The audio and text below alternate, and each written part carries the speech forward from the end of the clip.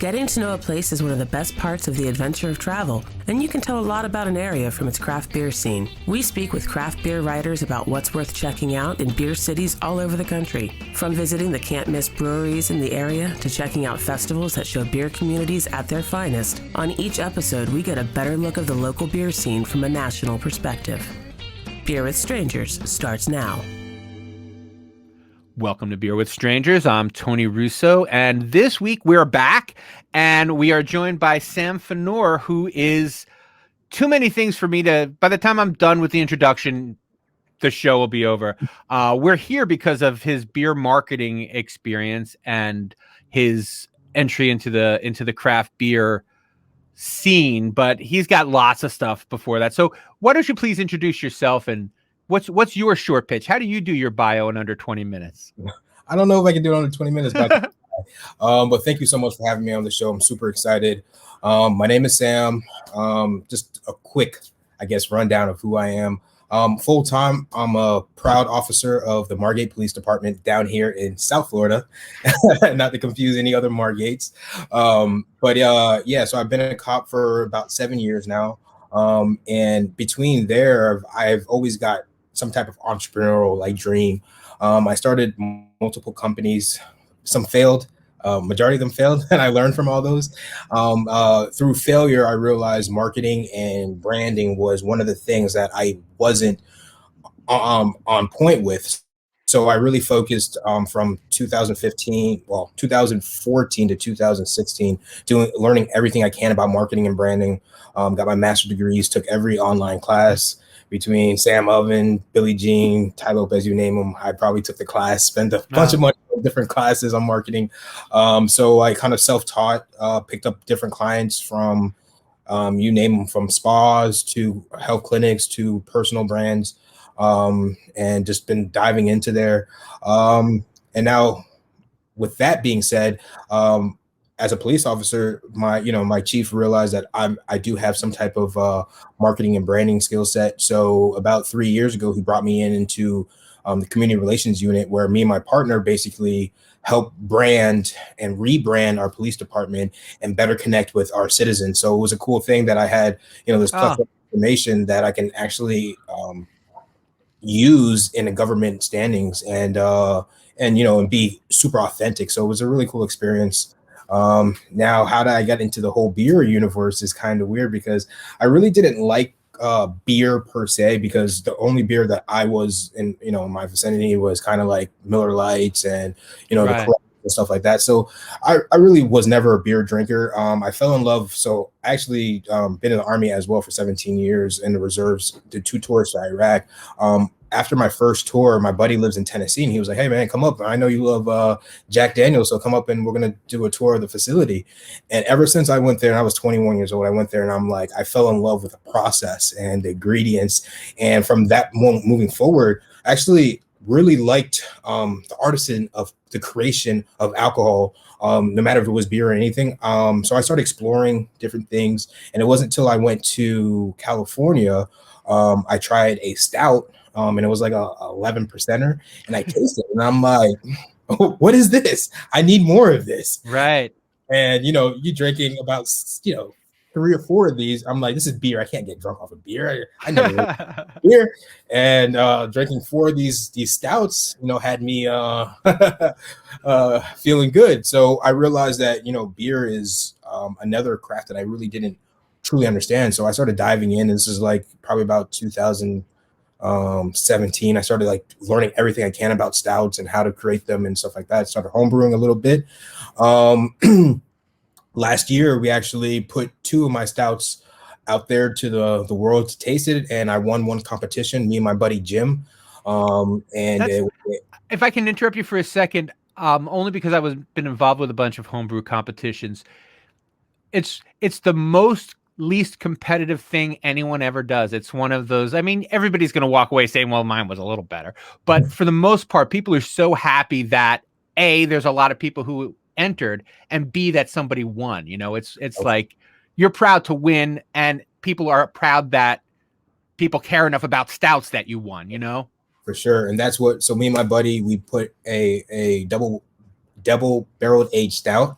that I actually barreled in a retail barrel for almost a month, and then I got a Brother Justice whiskey barrel, 5 gallon, and then we let that sit in there for about a week. And the flavors that we got from that was just crazy. Wow. We were able to bottle that from home, and we brought it out. Actually, let me see if I have a bottle of that real quick so I can show you. I actually do right here. So it's called the Iced Out, and it's inspired by Steve Jobs. It was a picture that Banksy did that I kind of used. I love that basically Steve Jobs' innovation. So it always got me thinking of creating stouts that, that are kind of on the traditional side, but flavorful and kind of borderline on the pastry side. And I just fell in love with creating that. So I'm always brewing. Have you guys seen the back? Got all my stuff back here. Constantly brewing at least like once every other week, trying to just perfect this craft. So yeah, last November we won our first homebrew competition. We had the Iced Out, and we also had another thing called the Hazy Life, which is a hazy IPA, and everyone loved it. It was crushable. But one thing that I've took away from everything is marketing. So I made sure that normally we go around, you pour pitchers, especially during COVID, it was a little bit different. People come to the booth, everyone had to be stationary and sitting down. And I know that there was, I think, 6 or 7 different homebrewers out there, and people are going to forget what kind of beer they taste, right? So whatever turn we went, because there was two heats, I guess you would say, because it was over, I think, 300 people. And so 150 and 150 or something like that. Right. So I knew that people were going to forget who we were, no matter how great of a presentation we did. So my idea was, we'll do the Hazy Life, we'll pour it. That's a crushable drink. Everyone's going to love it anyways. It was a pretty warm day. But then the Iced Out, which was 13%, I made sure that we left it on the bottle, and we also passed out flyers so people can understand everything that we were doing and why we created the beer, and just a little bit of background. And I think that combination of creating a great product and actually having the marketing to back it up was probably one of the ways that we stuck on top of mind of people. I think that the product being good and the marketing being good kind of, helped us solidify the win. So that was a great moment for us. And now, is this under production now, or is that something you still do as a hobby? We do it as a hobby. So also, about a year and a half ago, I launched this movement called the One Life, where I tackle social and economical changes. In 2019, we raised about $12,000. So this idea came, I went to a 10X conference with Grant Cardone. He had a whole bunch of people out there. Snoop Dogg was out there. I mean, there were so many people out there from the business world. Jesse Isler, who is married to Sarah Blakely, who is the founder of Spanx, came and he gave a presentation. But what I got from there, the one thing that he said was, no matter what level you are in life, if you're able to do something out of the goodness of your heart and to create positive change for somebody, you're on the right path. And I was like, when he said that, I was like, I need to do something. So I created this company called the One Life. Well, it's really a movement. We're not a 503c. We actually work with either a 503c company or a government entity. It's just easier. No more red tape for me. I can do whatever I want. I can say whatever I want. Right. And they give donations directly to the benefactor, whoever it is. So it's a clean break, but I can just say and do. I have no restrictions. So I think it's just an easy way. And 2019, we inspired a whole bunch of people. We had about 9 different events. We raised about $12,000. With that money, we actually supported 450 to 500 families in Haiti with sustainable water tools, basically life straws and buckets that sanitize. Oh, wow. Yeah, we were able to drop that off. Mission from Hope Haiti dropped that off last July for us. It took a little bit of time after we won. I mean, after we got all the money and stuff like that to make sure we get through customs and all that hoopla. But we were able to do that. Also, last year, we kicked off our new initiative, which is against human trafficking, and it's huge all around the world, but especially down here in South Florida is another thing that we're on the map for the most reported human trafficking. To tie this back into the Iced Out, we're actually having our first event at a brewery that I collabed with my buddy Davey. He runs Orchestrated Minds down in Fort Lauderdale. We actually co-brewed this. He actually took my recipe, tweaked it, obviously on a bigger system, on a bigger scale. And we're bottling this. And on May 15th, we're releasing the bottles. They're going to be in, I think, 22-ounce bottles. I'm not sure exactly, but I got to design the label. He gave me the little task. So, at the end of the day, it's my recipe, but he put it on production scale level. He's like, yeah, you don't need this, you don't need this, you need this, you need this. So it was really cool to work with a professional on this. I was able to brew with him on his system, and 20% of all the proceeds of the bottles are going to go towards raising awareness for human trafficking. So what we're doing this year, just to tailor this back, we teamed up with the Broward County Court System, and they have this division called Girls and Rise Court, which they identify females who are going through the legal process system, and they're identifying them as either being in prostitution or human trafficking, and they're pulling them away from there, bringing them to safe house. They go through this program, and after they realize that this person is going to work in the program or go to a safe house or something like that, we provide them with a strength pack. So the One Life company, not the Craft Life, the One Life company, right? Shirts, gift cards, a backpack, about $475 worth of stuff we give to the girls so they can basically empower themselves to take their life back. And that's so far we're working on our second pack. After our event with Davey in May, we're gonna have our third pack or probably 4 packs, and get those over to the females and let them know that, you know, people care about them, and that their life can change. You know, it takes steps. So empowering these females. So that's what we're doing with the Iced Out. So is it in production yet? No. We're just fine tuning it. We're not, you know, I'm still a home brewer. I'm trying to figure out my place in the whole spectrum of the craft beer world. But yeah, like doing things like where I can take, you know, that social and economical stance and bringing it into the beer world. I think that's kind of my angle. So doing this for the next year or so, collaborating with different breweries and putting the product or a variation of the product out there and getting the name out there, I think that's going to be one step into actually starting my own brewery one day. That's so yeah. There's so much there. I'm gonna try to go slow. So the first part is, let's talk about the brewery where they're working out your beer now. Let's talk about the Fort Lauderdale scene from the perspective of that brewery. My notes are awful. The one mind, Orchard Mind, Orchestrated Minds. Orchestrated Mind. It just looks like an O and then mind is what I wrote down. Like OMB is the abbreviation. So give me a sense of the brewery. What kind of stuff are they doing there? So the head brewer and the co-founder of the place, his name is Davey Martin, and his wife basically Jamie. They came together. He comes from a background of creating games and software and robotics, crazy background. And she's actually an attorney.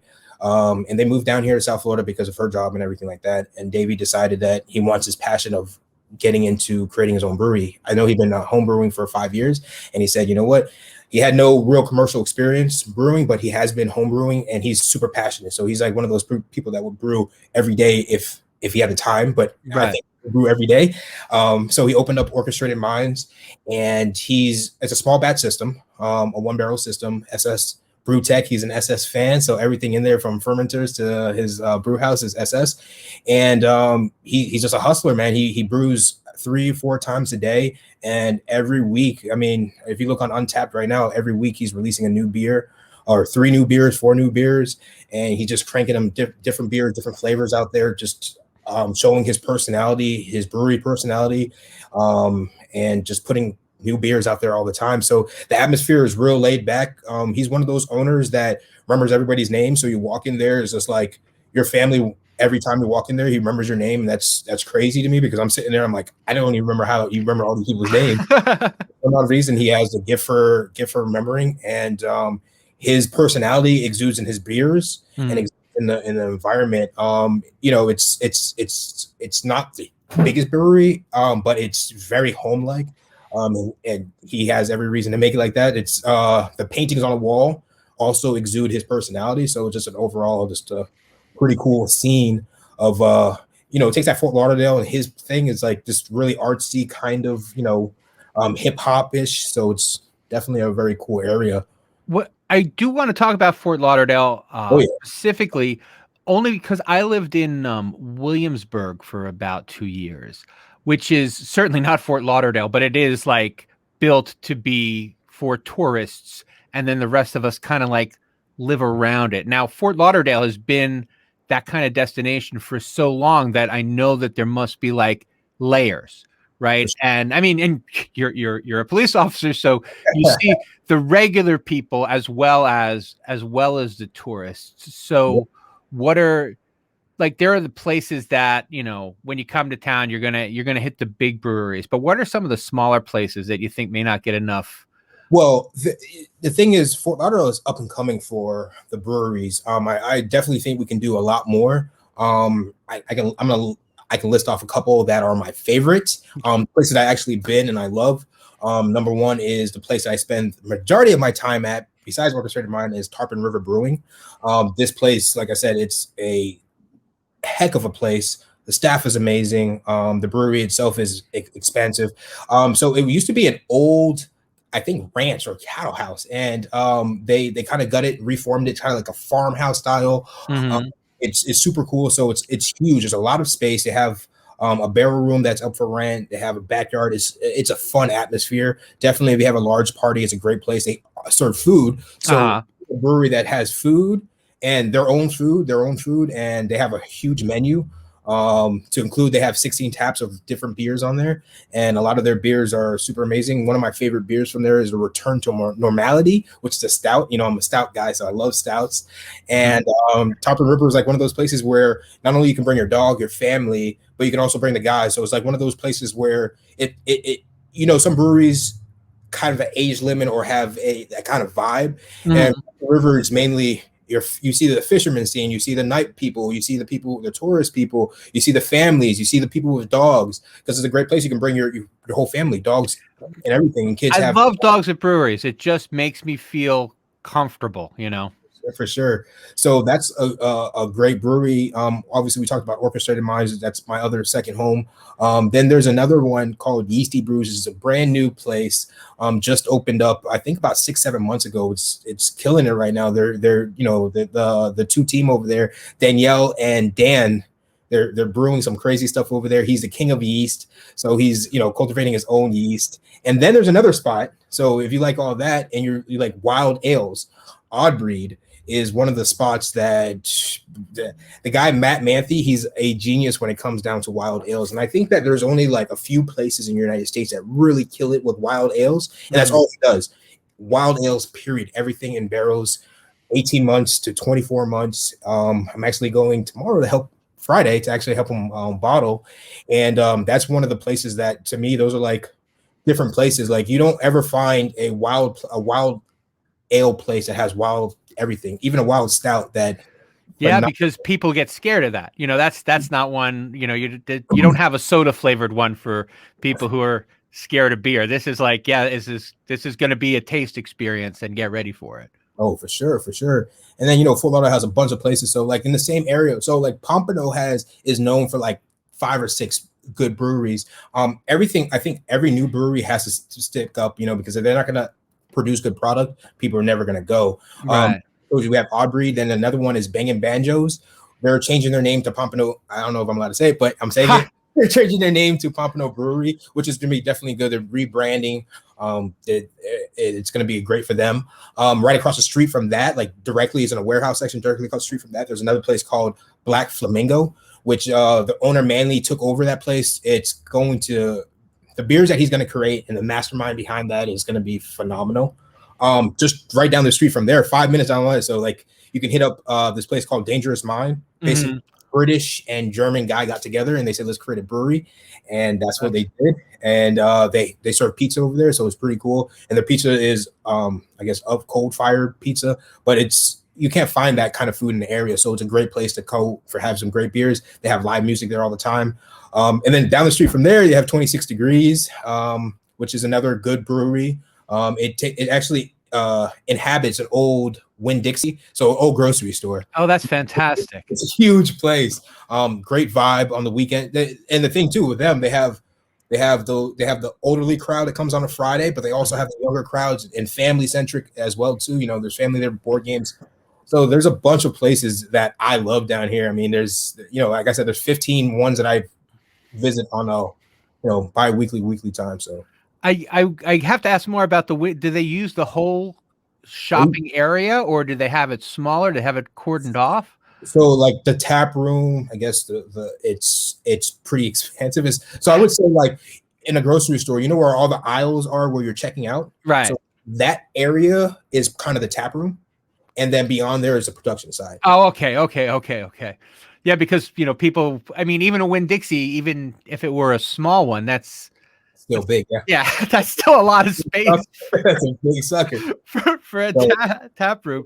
And the way they decorate it, it's not like when you walk in somewhere, it's like oddly open or oddly spaced out. They did a great job in decorating that place, so it feels small when you're in there, especially when the night is, has a couple people in there. It feels like you're kind of packed in there. Right. It's pretty big. So I wasn't aware that Fort Lauderdale was, I don't want to say late to the game, but let's say later to the game, because I just assumed that if it was a city that it was, exploded right away in 2009.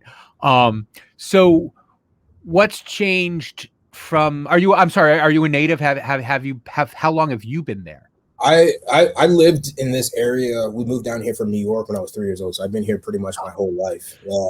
So talk about pre-brewing Fort Lauderdale versus post-brewing Fort Lauderdale. I wouldn't say that I have the whole figure for that, but I've spoken to a lot of breweries. I've been out here. The brewery scene kind of kicked off down here in 2014-ish. I know as old as, I think Lauderdale is probably one of the longest standing breweries. They've been here for a very long time, and that place is super cool. So if you ever come down here, it's like an airport type of brewery. Wow. Definitely a very cool vibe to there. So, but yeah, since 2014. So I got in the game, and when I started seeing, in the 2016-17 era, you start seeing new breweries pop up. Another great brewery is Gulfstream Brewing. They just popped up. They're about, I think, 3 years old. And then, there's a home of Funky Buddha down here. Where Funky right. Buddha, and that's in the area. We have a lot. We also have, I don't know if you ever heard of Broski Cider Works, and they only do straight ciders over there, which a lot of local breweries in the area, since they're not able to have, I guess, to create cider, you have to have a wine license and stuff like that. So their beers are found a majority of these breweries because they can't carry or create cider, so they have to carry good cider, and we have one in the neighborhood. So yeah, it's interesting. We have a local meadery here, and they couldn't think of what to name it. Like they made him get, I think they made him, eventually he got both licenses. He got a brewing license and a winemaker's license, because there was no, since it's changed, it's probably been 5 or 6 years now, but at the time they're like, well, it's beer. And he's like, nah. They're like, it's wine. And he's like, no. And they're like, well, we don't know what kind of license to give you. So when a person comes to Fort Lauderdale, if a person were to go for a beer as part of a beer centric trip, what are some of the, like, maybe less touristy things that, what's good about Fort Lauderdale when there's not a tourist around? So are you mainly talking about, like, what can you do in Fort Lauderdale? Yeah, for like, what do you do when you're not going to these breweries? Oh, so the beach scene is just amazing. Fort Lauderdale beaches are just great. I love the beach. I go out there and hang out all the time. Seeing the sunrise, sunset is where I'm at. If you love the beach, Fort Lauderdale is a great destination. I mean, beyond the craft beer, we have malls, shopping. We have the Sawgrass Mall, which is literally, from a helicopter view, it's an alligator. So if you could imagine how many outlets are in there, how many stores are in there. So, just overall South Florida, we have nightclubs galore if you're into the nightclub scenes. Restaurants, you can't go wrong. No matter where you go, Fort Lauderdale obviously is the center of all that, but we have we have Haitian food, we have Caribbean food, you have Mexican food, Colombian food, Puerto Rican food, Cuban food. There's so many different, it's like a melting pot of different things going on here. If you like hot dogs, we have like 3 or 4 different places that you can give some really, really good hot dogs. So it's like this place, between restaurants and sightseeing, we have a lot of nature trails. We have the swamps next to us, so they have a lot of airboat and things on. And then if you want to go into the water, jet skiing, this is its own paradise. There's so much to do. Depending on if you like to fish, there's the fish. We also have a lot of coffee shops for people, and there's a few coffee shops that have bookstores in them. So it's like you have that like nostalgic feeling of going to the coffee shop and reading books and hanging out, you know, in peace. So I think there's collectively in the small square footage that you have, like for 20-minute drive, you can kind of do mainly anything you really want, you know, which is nice. Yeah. The thing that, again, Williamsburg was a very difficult place for me to live because of I also live in a tourist area now, and I'm better at it now. But in Williamsburg, I felt very trapped a lot of the time. Like I can't go to any place that's not there for the tourists, because Williamsburg is super small. But as a legitimate city, Fort Lauderdale has the city part and also the tourist part. Is mostly what I was getting at. And we've got a couple minutes left. I want to talk a little bit more about your getting into the craft life branding and your own podcast, and tell me how. So why the podcast? Why the branding? How does that fit into everything? So my thing is that I think that, especially with social media now, it's easy for a hype brewery, not even a hype brewery, a brewery that's killing it. Let's just say, for instance, down here, Invasive Species, another great brewery. They create, great beers, great vibe inside. It's an amazing brewery, Fort Lauderdale as well. They post pictures, of their beer, and that's just it. And I think that a lot of breweries have a lot more depth to them. And so the podcast itself is basically interviewing breweries that are killing it, because you can post and you can kill it, and everything is matching up. And I want to hear from them, their thought process behind their branding, because obviously my branding comes from a different standpoint. So it's good to see what they're thinking of, and then the futuristic way of thinking of things, and how do they leverage social media. So me basically just challenging them on my standpoint on where I'm coming from and hearing what they have to say is the creation of the craft life. It's also to help homebrewers who are wanting to get out there and get their name out there, teach them lessons into how to better brand yourself, because you are your brand before you get onto that platform. You can create great beers, but how you position yourself and how you position your beers, it comes back to yourself. So if you can learn how to better to personal brand yourself, you can get yourself out there. And then hopefully when you do start a brewery, like another brewery, Three Sons, they've killed it. They're doing so much things with so many people, collabs. They're one of the our hype brewery, not even by hype, meaning by hype, but by hype because they're doing awesome things. They're creating awesome products. Their environment is great. But yeah, so like interviewing people like that, that's how basically I started the craft life. And on top of that, I wanted the craft life to be able to go out there and build its own brand on brewing, and not just talk about branding and marketing, but also get your hand wet and learn all the techniques you need to, and not even about how to follow a recipe, but the science behind creating beer. Right.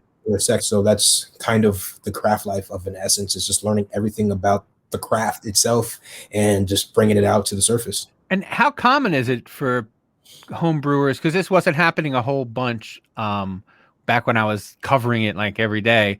Home brewers actually going to a brewery and partnering with them. That seems like might be more of a rising trend than something that's been going on a long time. You see, like I heard from other breweries and talking to the owners over there, when they first started, it was like 2016 and 17, it was like that. And then kind of end of 2018, 2019, the homebrewers kind of, set or doing their own things. But now I see a lot of collaborations, especially, like I said, with Orchestrated Minds and Yeasty Brews. So as far as the scale of their business, they're still not in distribution as much as other breweries. So they have that ability to pivot and also create a product that, for the people who are local, I think it's easy for them to pivot and do so versus the bigger breweries that, beating production and having to, brew to supply production and also keep the tap room. So it's kind of hard for them to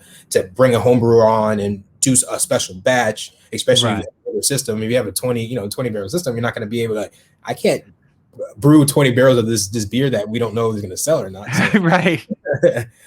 But yeah, I think it's something that's going to, if the challenge is if more home brewers are able to position and also have that respect for the brewers that they're doing, because like the biggest thing is, like, as a home brewer, if you're going to a place to brew, in all respect, you're learning from them, so they're helping you. Right. And if that respect is still there, and people understand, like when you are going to another brewery, you realize like, hey, yes, it's in collaboration, but really I'm brewing on your system, your stuff, you're doing everything, and I'm just in the room. So I think if that respect is still there, I think that, and if they're able to brand and market that properly, and people want to demand, I think that there is definitely opportunity for that. And just last but not least, we're right up against it here. Where can people find you? What's your social status? How do people get your podcast? All those things. So they can just type in the Craft Life. It's The Craft Life. I'm on Facebook and on Instagram, and you can just find me on every streaming platform on The Craft Life. And Life is with a Y. Oh yeah, and Life is with a Y. Exactly. And they can also find the One Life if they're into finding any kind of local ways to get involved. They can find me at the One Life, and that's the spelled out one LYFE, and they can get involved with any type of give back that we're doing. Fantastic. And now, usually I used to edit the podcast and tell this to the guest and then cut this part out, but I can't do that anymore. So now, if I could ask you to please say our tagline as we close out the show: drink what you like and be happy. Say, this is my name, and drink what you like and be happy. My name is Samuel Phanor. Drink what you like and be happy. All right, folks, we'll see you. Beer with Strangers was produced mostly by Dumb Luck. If you have a recipe, pairing, or brewery you think we should know about, reach out to us on stateofthebeer.com. If you like the show, please make sure you subscribe. And if you really like it, tell someone else who you think might like it as well. The State of the Beer is strong.